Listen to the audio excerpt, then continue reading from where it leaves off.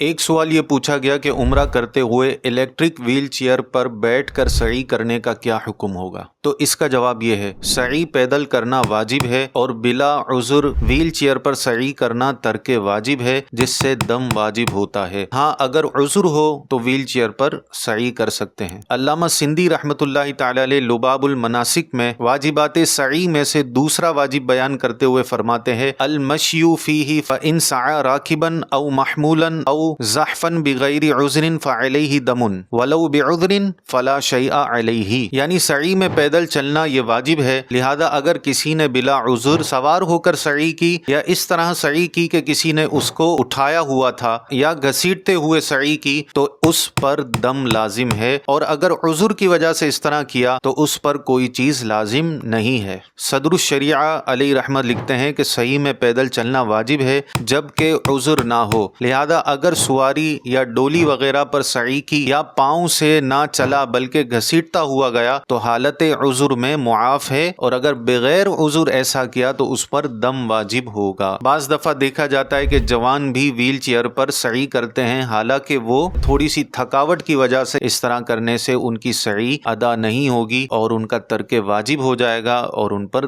دم لازم ہوگا۔ اسی طرح کی اسلامک نالج حاصل کرنے کے لیے ہماری ID کو ضرور فالو کریں، ویڈیو کو ضرور لائک کیجیے گا، اپنے دیگر دوستوں میں بھی اسے شیئر کیجیے گا۔